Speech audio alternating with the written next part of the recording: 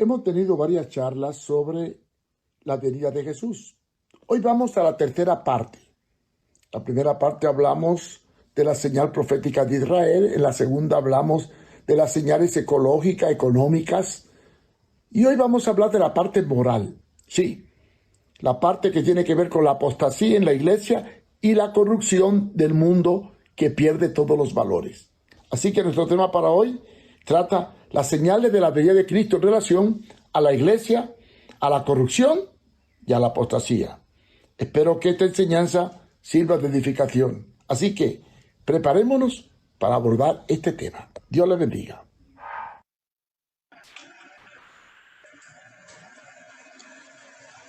Vamos a hablar de cuándo será tu venida y entraremos sobre la apostasía en la iglesia. ¿Cuál será la señal de la venida de Jesús en relación a la iglesia? Bueno, hemos visto varias profecías relacionadas con, uno, la restauración de Israel como nación en la primera presentación. En la segunda hablamos de la crisis ecológica y geológica en las señales en los cielos. También hablamos de la crisis económica, con el aumento del hambre y las epidemias. Hoy vamos a ver las profecías de los últimos tiempos en relación a la condición de la iglesia. Y esta se divide en dos aspectos. Primero, la condición moral de la sociedad en los últimos tiempos. Y segundo, la condición espiritual de la iglesia en los últimos tiempos. Condición moral de la sociedad. La crisis moral de la sociedad previa a la venida de Jesucristo está descrita muy bien en 2 de Timoteo capítulo 3, versículos del 1 al 5. Y yo quiero analizar estos pasajes. En el 3:1 del 2 de Timoteo dice, también debes saber esto, que en los postreros días vendrán tiempos peligrosos. El término tiempo peligroso hace alusión a los tiempos previos a la venida del Señor, describiendo el panorama que existiría en el área moral y social. Según Pablo, se iba a manifestar el hombre de pecado, el hijo de perdición, según 2 de Tesalonicenses 2:3. Después dice en el versículo 2, porque habrán hombres amadores de sí mismos, ávaros, vanagloriosos, soberbios, blasfemos, desobedientes a los padres, ingratos e impíos. Vamos a analizar palabra por palabra. Amadores de sí mismos. Se entiende que son orgullosos, egocéntricos. En psicología denominamos narcisista. Y voy a hacer un programa sobre narcisismo. Vanagloria. Presumir o jactarse de los propios méritos o cualidades. Buscar título, reconocimiento. Soberbios. Se creen superiores a los que le rodean por su posición social o económica. Blasfemo, maldicen, injurian, son contumaces, toman el nombre de Dios en vano, diciendo que Dios dijo lo que no dijo. Desobedientes, que hacen lo que le da la gana y respetan la autoridad. Ingratos, malagradecidos. E impíos, que hacen todo tipo de maldad y pecado. Y después dice el versículo 3, sin afecto natural, implacable, calumniadores, intemperantes, crueles, aborrecedores de lo bueno. Ese término sin afecto natural es falto de compasión, insensible, que no tienen misericordia. Implacable, que no tienen control, que son violentos, crueles, sanguinarios, calumniadores, que son difamadores, impostores, infatuados, mendaz, mentirosos, intemperante, inmoderado, desenfrenados, libertinos, crueles, que obtienen del placer en el sufrimiento de los demás el gozo, se gozan del dolor de otros, aborrecedores de lo bueno, que no hacen lo que es recto ni correcto. Y 2 Timoteo 3:4 dice, traidores, impetuosos, infatuados, amadores de los deleites más que de Dios. Traidores. La traición consiste en defraudar a familias, amigos, grupos étnicos, religión u otro grupo al cual pertenece. Impetuosos. que se comportan de manera impulsiva o irreflexiva. Es una persona impetuosa que no piensa las consecuencias de lo que hace. Infatuado. Es una persona vanidosa, hinchado, presumido, presuntuoso. Amadores de los deleites, que vive para satisfacer solo los deseos de la carne, el placer, la concupiscencia. Que tendrán apariencia de piedad, pero negarán la eficacia de ello. A estos evita. El versículo 5. Son aquellos que aparentan por fuera ser lo que en realidad no son por dentro. De hecho, Jesús habla mucho de ellos y le llama sepulcros blanqueados e hipócritas. Porque viven la realidad que tratan, una realidad que no demuestran en su vida interior. Esto está presente en la ilustración que dio Jesús sobre el relato del publicano y el fariseo, y también lo comparó con la parábola del buen samaritano. El dominio de los antivalores, todo esto lleva a una sociedad donde legaliza todo lo que es inmoral, como por ejemplo las drogas, el matrimonio gay, el aborto, el cambio de género, la corrupción, la eutanasia y un largo etcétera. Y todo esto ocurre con el beneplácito de los organismos internacionales que lo promueven y lo apoyan. Ahora bien, hablamos de la condición de la sociedad, pero vamos a hablar de la condición de la iglesia. ¿Cuál es la condición de la iglesia? La mayor advertencia de Jesús referente a los últimos tiempos es en relación al engaño a los cristianos y el aparecimiento de los falsos cristos o llamados ungidos que van a producir una crisis de fe. Mateo 24:4, 24:5, 24:11 y 24:24 usa la palabra engaño porque será el factor decisivo de la influencia de la apostasía dentro de la iglesia. Ser engañados, introducir encubiertamente herejía destructora. La advertencia de San Pablo sobre el engaño. Pablo dice claramente que en los últimos tiempos la doctrina cristiana sufriría adulteración. Se añadirían falsas enseñanzas, falsas revelaciones, a las cuales él le llama fábulas, alimentadas por los deseos de la carne. Segunda de Timoteo 4:3 dice, porque vendrán tiempos cuando no sufrirán la sana doctrina, sino que teniendo comezón de oír se amontonarán maestros conforme a su propia concupiscencia, o sea, deseos carnales, y apartarán de la verdad el oído y se volverán a las fábulas. Hoy en día estamos invadidos de herejías dentro de la iglesia. Es un hecho que en los últimos tiempos aparecerían nuevas revelaciones y doctrinas de demonios que atentarán contra la verdad revelada de la palabra. Esto está claramente señalado por San Pablo en 1 de Timoteo 4:1. Pero el Espíritu dice claramente que en los postreros tiempos algunos apostatarán de la fe escuchando espíritus engañadores y doctrinas de demonios. Y para que vean cómo la corrupción y la doctrina de demonios y la influencia del mundo ha conquistado la iglesia, quiero que vean este video.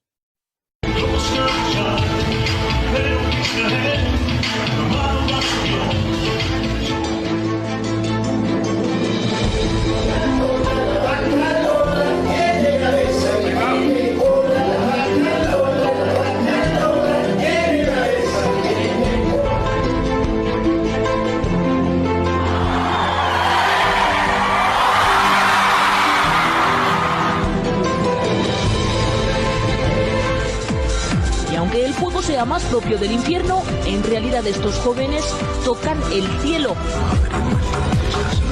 Esto es una cristoteca.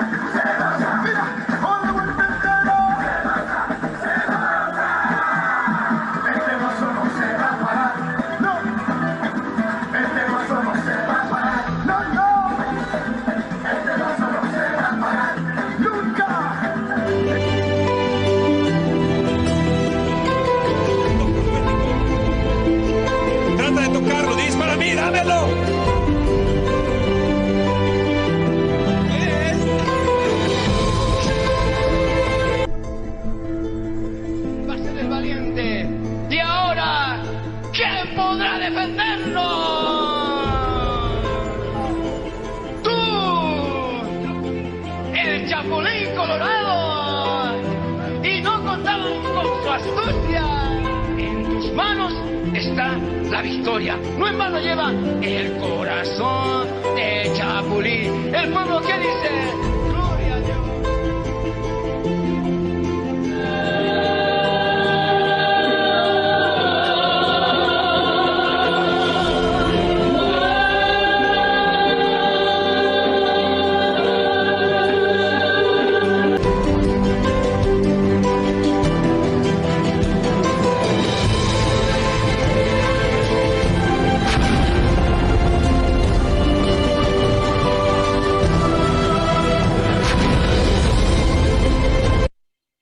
Viendo todas estas cosas, podemos decir que la iglesia está viviendo en plena apostasía, porque se ha apartado de la verdad. La raíz de las herejías modernas aparecen en los últimos tiempos debido al deseo de riqueza y de atracción y de poder de muchos ministros que con profecías falsas, show, espectáculo, arrastran a muchos a la perdición. Segunda de Pedro 2, del 1 al 3 dice, pero hubo también falsos profetas entre el pueblo, como habrá entre vosotros falsos maestros, que introducirán encubiertamente, o sea, de forma escondida, herejía destructora. Y aún negarán al Señor que los rescató, atrayendo sobre sí mismo destrucción repentina. Y muchos seguirán sus disoluciones, por causa de los cuales el camino de la verdad será blasfemado. Y después dice, y por avaricia harán mercadería de vosotros con palabras fingidas. Qué terrible, ¿verdad? Sobre los tales, ya de largo tiempo, la condenación no se tarda y su perdición no se duerme. Jesús advirtió el peligro del afán por tener dinero. El materialismo práctico es el afán de la iglesia por tener. Mateo 6:25. Jesús dijo, por tanto os digo, no os afanéis por vuestra vida, qué habéis de comer o qué habéis de beber, ni por vuestro cuerpo, qué habéis de vestir. ¿No es la vida más que el alimento y el cuerpo más que el vestido?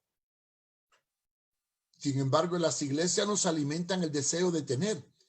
El apóstol Pablo advierte el peligro del amor al dinero, principalmente en los ministros.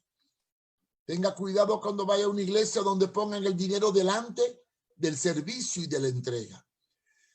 Primera de Timoteo 6:10 dice, porque raíz de todos los males es el amor al dinero, el cual codiciando algunos se extraviaron de la fe y fueron traspasados por muchos dolores. El orgullo y el amor al dinero son la raíz de los males de la humanidad. Así que ya está en acción la apostasía y la iniquidad.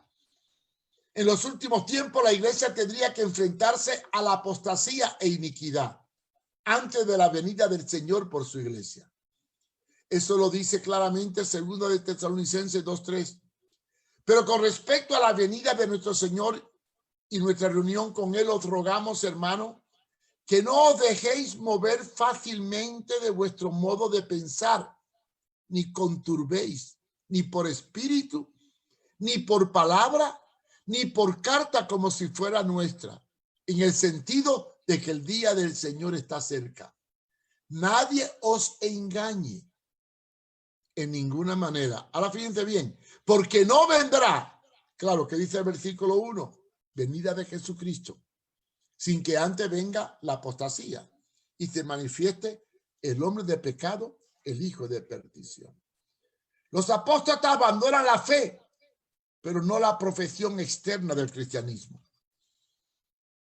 Habrá una crisis de fe previa a la venida del Señor que alimentará la incredulidad, el ateísmo y el escepticismo.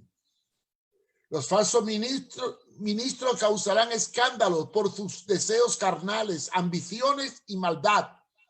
Y esto hará que crezca mucho el ateísmo, el escepticismo y la burla al cristianismo. Mateo 24:22 dice, y si aquellos días no fueran acortados, nadie sería salvo. Mas por causa de los escogidos, aquellos días serán acortados. Y después hace una pregunta en Lucas 18:8. Da una respuesta. Os digo que pronto les hará justicia. Pero cuando el Hijo del Hombre venga, ¿hallará fe en la tierra? Es una pregunta. ¿Y cómo va a hallar fe si la gente se frustra frente a la falsa religión que tiene apariencia de piedad pero niega la eficacia? Segunda de Pedro 3:3 dice, sabiendo primero esto, que en los postreros días vendrán burladores, andando en sus propias concupiscencias. Apocalipsis describe en los últimos tiempos las dos iglesias. Y este es el panorama apocalíptico. Iglesia de Filadelfia, la fiel y verdadera, la que obedece, la que guarda la palabra y no niega su nombre. Y la iglesia de la Odisea, la ecuménica, la apóstata, la tibia, la que busca riqueza y poder. Léalo. Ahí está en su Biblia, capítulo 3. Características de la iglesia de Filadelfia. Fíjense cómo es. Yo conozco tus obras. He aquí ha puesto delante de ti una puerta abierta que nadie puede cerrar. Porque aunque tienes poca fuerza, has guardado mi palabra y no has negado mi nombre. Esta es la iglesia verdadera. Y después la describe que ha guardado la palabra y la paciencia. Yo también te guardaré en el día de prueba que ha de venir sobre el mundo entero para probar a los que moran sobre la tierra. Le promete protección. Y después le dice, he aquí yo vengo pronto, retén lo que tiene para que ninguno tome tu corona. Pero, ¿y qué le dice a la iglesia de la Odisea? Es una iglesia indefinida, no tiene fundamento, se adapta al mundo. Por eso dice, yo conozco tus obras, que ni eres ni frío ni caliente. Ojalá fuese frío o caliente. Pero por cuanto eres tibio y no ni frío ni caliente, te vomitaré de mi boca. Es una iglesia que busca prosperidad, riqueza y reconocimiento político y popular. Apocalipsis 3:17. Porque tú dices, yo soy rico y me he enriquecido y de ninguna cosa tengo necesidad. Y no sabe que tú eres desventurado, miserable, pobre, ciego y desnudo. Y esta iglesia es reprendida y expuesta al castigo. Apocalipsis 3:19. Yo reprendo y castigo a todos los que amo. Sé pues celoso y arrepiéntete. ¿Cuál es el panorama de la iglesia en los últimos tiempos? La iglesia verdadera sufrirá persecución en los últimos tiempos previo al reinado de la bestia. La imposición del pecado legalizado, más la proclamación de un mensaje que va contra la palabra, apoyando el nuevo orden mundial. Va a desencadenar una tribulación parcial contra aquella iglesia que predica la verdad, pero vendrá Dios a separar el trigo y la cizaña. Primera de Pedro 4:16-17 dice, pero si alguno padece como cristiano, no se avergüence, sino glorifique a Dios por ello. Porque es tiempo, fíjense bien, de que el juicio de Dios comience en casa, en la casa de Dios. Y si primero comienza por nosotros, ¿cuál será el fin de aquellos que no obedecen el evangelio de Dios? Dios va a probar la iglesia verdadera en los últimos tiempos.